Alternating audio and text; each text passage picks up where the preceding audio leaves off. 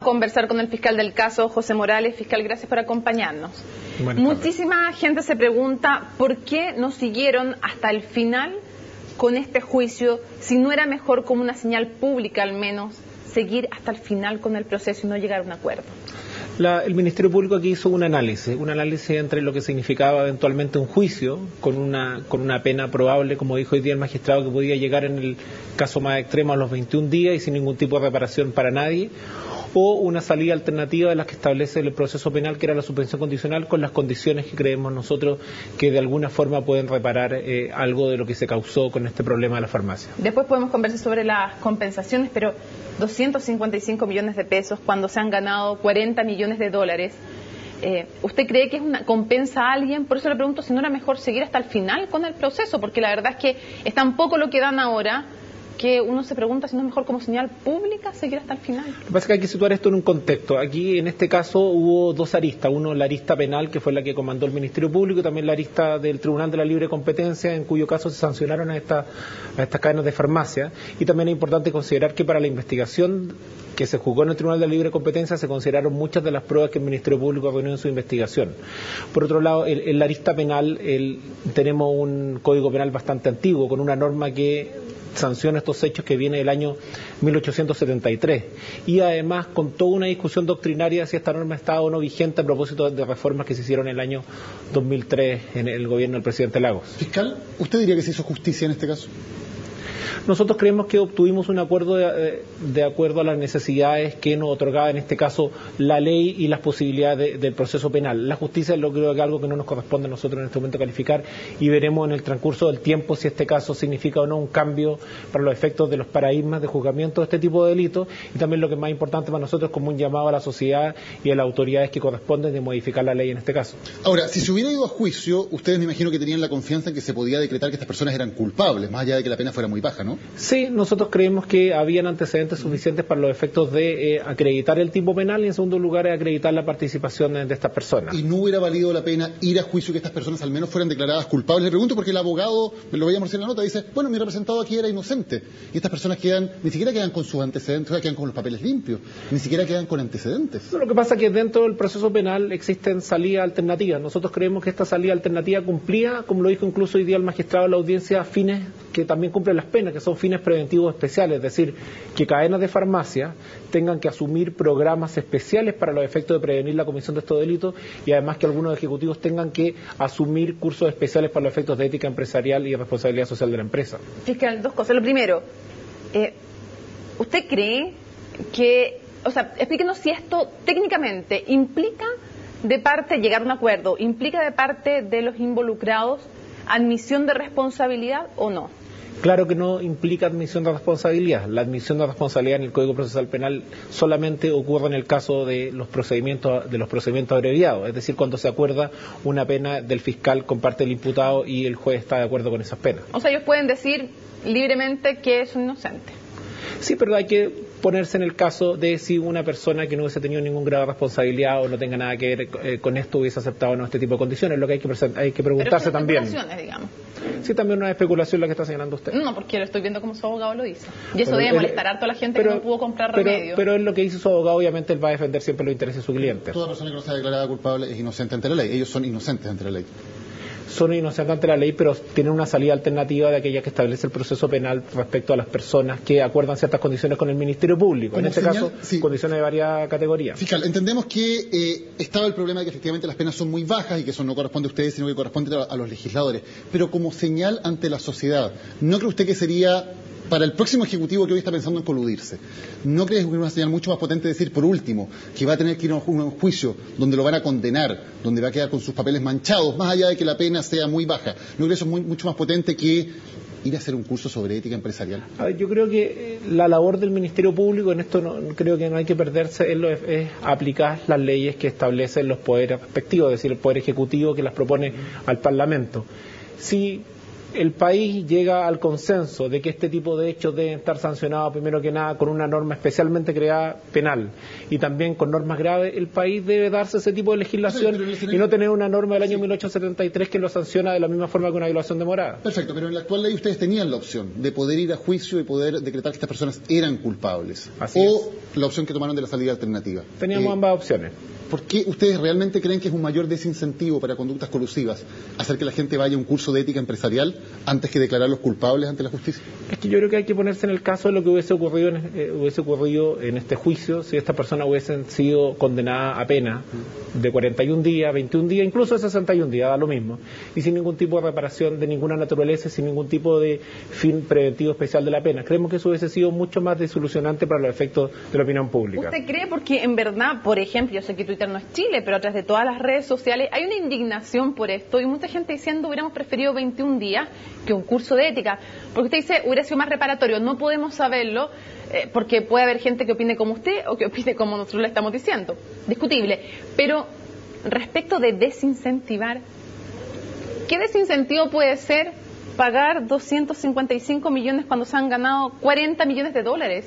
¿Y qué desincentivo puede ser tener que ir a una clase de ética? O sea, ¿usted cree que ahora el próximo ejecutivo que se vaya a coludir va a decir, no, es que me van a mandar un curso de ética, entonces no me voy a coludir?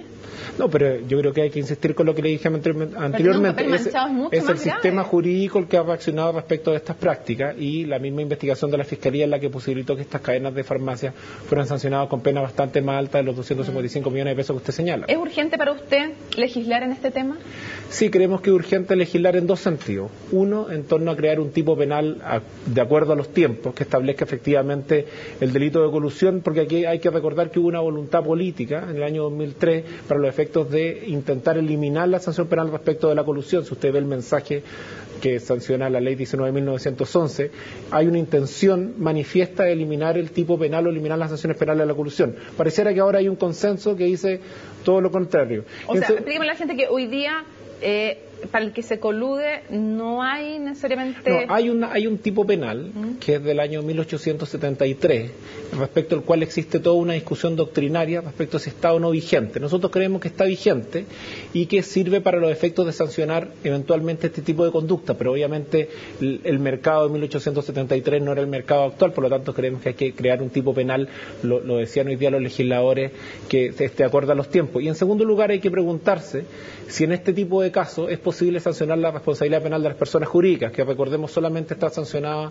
ahora respecto a los delitos de cohecho, lavado de dinero y financiamiento del terrorismo. Fiscal, en el caso de los ejecutivos de farmacias ahumadas se les envía este curso de una duración mínima de 30 horas lectivas sobre ética empresarial. En el caso de los ejecutivos de Cruz Verde y de Salcobrand, entiendo que se les pide que elaboren un programa de cumplimiento de la normativa de la libre competencia. ¿Qué significa? Solamente Salcobrand. Solamente Salcobrand. ¿Qué significa eso?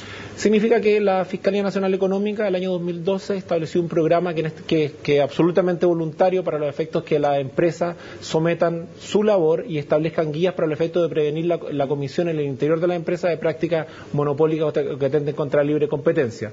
Estas personas deben propiciar o generar que dentro de esta empresa, en particular que es Salcobrand, se genere esta práctica y programa de prevenir de atentados contra la libre competencia. O sea, estos ejecutivos que siguen trabajando en la farmacia que se coludió, ellos siguen teniendo cargos ejecutivos, siguen recibiendo sus sueldos.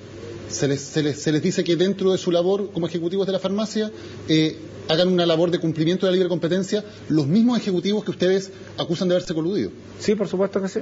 ¿Ustedes consideran que eso es algo reparatorio, digamos, que esas mismas personas permanezcan en sus cargos y que además sus empleados ahora tengan que seguir las directrices hechas por ellos para evitar que haya colusiones, empleados a gente a la cual ustedes consideran que son ejecutivos que hicieron la colusión? Sí, lo que pasa es lo importante es considerar acá que nuestra legislación de libre competencia y las facultades del fiscal no tienen ningún tipo de facultades para que nosotros podamos determinar quiénes pueden ser las personas que son ejecutivos de farmacia, por lo tanto no existen sanciones que lo inhabilitan a ellos para los efectos de seguir. Por supuesto, yo entiendo que ustedes no pueden obligar a la empresa a despedirlos, digamos, pero si ustedes están haciendo como un factor reparatorio que empleados de la farmacia deban seguir ese programa realizado por ejecutivos sobre colusión, que son los mismos que se coludieron. No, eso no significa, y nosotros no hemos manifestado que esto es un factor reparatorio. Lo que se ha manifestado esto como una posibilidad de generar efectos preventivos respecto de esta suspensión condicional de procedimiento. Aquí los únicos efectos reparatorios son los efectos reparatorios que se buscan por dos vías. Una, por las donaciones a estas 4 instituciones de beneficencia y por la vía de la publicación de la parte resolutiva del fallo en periódicos de circulación nacional. Lo de las clases de ética, ¿qué objetivo tiene? Reparatorio me imagino que no, por lo tanto, disuasivo o... No sé, ¿se pretenden rehabilitar de su conducta antiética? No, son efectos preventivos especiales, ¿no? La legislación... O sea, como que ellos mismos se convenzan después de ir a clase de ética que no tienen que faltar a la ética. Es que nuestra legislación o las penas en definitiva tienen dos tipos de efectos. Los preventivos generales respecto a la comunidad en general y los preventivos especiales respecto a las personas que ha podido incurrir. Son preventivos especiales respecto a esas mismas personas. O sea, que ellos se convencen en el fondo vía 30 horas de clase de ética que no tienen que faltar a la ética. Es una posibilidad, no sé si se van a convencer o no se van a convencer. Lo importante es que estas personas además están sometidas a la condición general de la suspensión condicional del procedimiento, es decir, que no pueden volver a cometer otro delito durante el tiempo de observación. Una pregunta, los 255 millones que van a tener que donar a diferentes instituciones, que es por una sola vez, que uno siempre lo compara, 255 millones de pesos, con los 40 millones de dólares que ganaron con la colusión, ¿quién los determinó? ¿Cómo y en razón de qué? Esas cifras fueron cifras que fueron concordadas entre el Ministerio Público y las defensas y informadas oportunamente a los querellantes. ¿Y a usted le parecían satisfactorias? ¿A usted le parecen satisfactorias, fiscal? O sea, obviamente uno siempre aspira a obtener cifras mayores para los efectos de específicamente de beneficiar a este tipo de instituciones, pero son las cifras que son producto de la conversación que hay entre las defensas y la Fiscalía. ¿Calculado como era lo máximo que estaban dispuestos a pagar en el fondo para llegar al acuerdo? Pero yo le pregunto, cuando se hace una suspensión condicional del procedimiento respecto a fallecimientos de personas y se termina 20 millones de pesos, como fue un caso bastante conocido ahora, ¿usted cree que 20 millones de pesos vale una vida? Es que es muy difícil aquí evaluar si una cifra es o no una cifra para un caso de esta naturaleza. Me parece casi absurdo al lado de 40 millones de dólares de ganancia. Me parece un poquito dispar. Es que le vuelvo a insistir que hay que considerar esto en el contexto de que estas empresas también fueron sancionadas por el Tribunal de la Libre Competencia con una sanción bastante mayor de 20.000 unidades tributarias anuales. Por lo tanto, claro, si usted lo sitúa esto como un hecho individual, claro, pareciera bastante poco, pero si usted lo sitúa dentro de un contexto, pareciera como mucho más razonable. Pero, por ejemplo, teniendo relación con la capacidad de pago de estas personas, que me imagino que ustedes tratan de llegar al máximo que estas personas puedan pagar,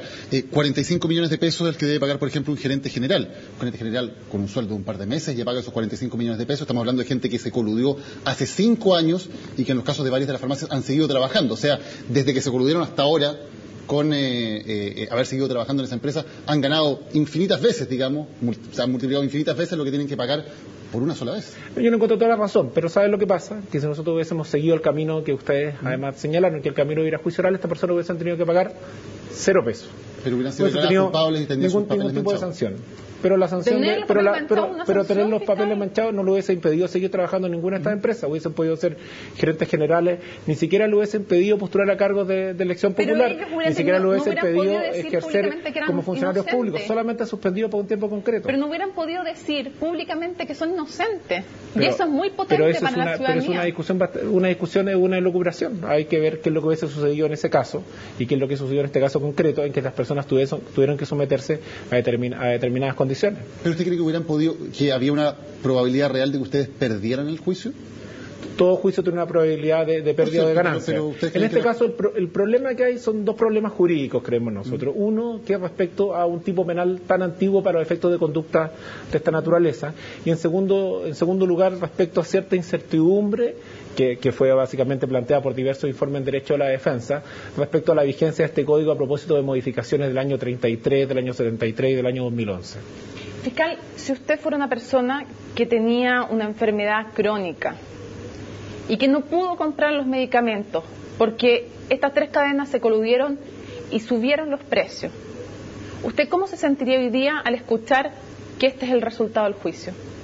Es que lo que nos corresponde hacer a nosotros como fiscales es ponernos en el caso. Lo que pasa es que primero que nada le debo manifestar, y algo que se discutió en la audiencia, que este es un delito que no tiene víctimas en particular. Este es un delito que atiende a bienes jurídicos de carácter superindividual. Yo no estoy eso como víctima de delito, estoy preguntando como un ciudadano, si usted fuera un ciudadano que tuvo una enfermedad y que tuvo que dejar de comprar remedios porque se coludieron estas 3 farmacias y subieron los precios, ¿cómo se sentiría usted? Que trata de empatizar con la gente, ¿cómo cree que se sentiría usted sabiendo que este es el resultado de una parte del juicio? O sea, lo que pasa es que yo no puedo digregar una parte del proceso o de la acción del Estado contra las cadenas de farmacia como usted lo señala. Lo que yo tengo que manifestar es que lo que hizo la Fiscalía tiene dos consecuencias. La primera consecuencia es las condiciones que manifestamos el día de hoy. La segunda consecuencia, y que si usted revisa el fallo del Tribunal de la Libre Competencia, en alrededor de 20 o más de los antecedentes que se consideraron son antecedentes de la investigación que en su momento inició el Ministerio Público. Ahora, usted dice que no hay víctimas en particular, jurídicamente, por cierto, es así, pero sí hay personas que se vieron particularmente. La corrupción de las farmacias tuvo como objetivo principal los remedios para enfermos crónicos, porque sabían que ellos no podían, digamos, dejar de comprar esos medicamentos. O sea, hay personas que fueron, y además personas enfermas, que fueron afectadas de manera muy, muy particular. Y la pregunta iba hacia ellos, si no sería una medida más reparatoria, por último, una resolución judicial que dijera estas personas son culpables, y no que aparezca un abogado en el día de hoy diciendo ellos son inocentes, y es el fin de la historia. Pero bueno, eso es una posibilidad, es una posibilidad que las personas pueden pensar. Hay personas que pueden pensar que puede ser reparatorio una sanción de 21 días que no se cumple. Hace pocos días atrás vimos la sentencia contra un famoso futbolista que la gente dijo todo lo contrario, que 21 días parecían como desproporcionados y absolutamente insuficientes. Y ahora que estamos en un caso contrario, la gente dice algo distinto. Entonces, lo que pasa es que aquí, obviamente, nosotros no buscamos el consenso, nosotros no podemos buscar una aprobación popular. Lo que nosotros tenemos que hacer es aplicar la ley. Y le insisto, la ley no establece sino penas bastante bajas y no establece penas de multa. Por lo tanto, lo que nosotros hicimos es una aplicación de la ley. Y además hay que considerar que no solamente los remedios que habían sido afectados por esta alza concertada eran respecto a enfermos crónicos, también habían, por ejemplo, diversos anticonceptivos. Entonces, la verdad es que es bastante grande la gama de eso y no solamente a los enfermos crónicos como ustedes señalan. No dije solamente, dije que especialmente a esos casos de enfermos crónicos. Por cierto, fue una amplia gama de medicamentos. Fiscal, se nos acabó el tiempo, pero brevemente usted también está a cargo de un caso, del caso Kodama. Así es. Bueno, hay una formalización que implica, como lo voy a simplificar un poco, pero del pago por 3 miembros de la empresa, del pasaje para el miembro entonces del MIMBU, el señor Marambio. ¿Va a quedar solamente esto restringido a lo del pasaje pagado? ¿O la Fiscalía va a ir por más? Si es que puede además ir por más. No, lo que pasa es que hay dos aristas de ese caso. Está primero, que es la arista más pequeña, podría decir, que es la arista que se formalizó el día de hoy, respecto al cual se acusan 2 abogados de la empresa Kodama que pagaron este pasaje a uno de los imputados para el efecto favorecer esto. Y está una segunda arista, que es una arista que sigue plenamente vigente, que es una arista que se investiga el fraude al fisco. En esa arista acaba un tribunal civil de declarar la nulidad del acuerdo al que había llegado en su momento el Servio Metropolitano, y es un antecedente que era bastante importante para nosotros para el efecto de tomar una decisión a futuro, y es un caso que sigue plenamente vigente, que todavía no se toman decisiones claras al respecto. ¿Está completamente descartado que haya responsabilidad penal de parte de la exministra en este caso? Por el momento sí está descartado de acuerdo a los antecedentes que nosotros hemos reunido. Fiscal Morales, gracias por haber estado con nosotros en Gracias a ustedes. Hacemos una pausa y ya estamos de regreso.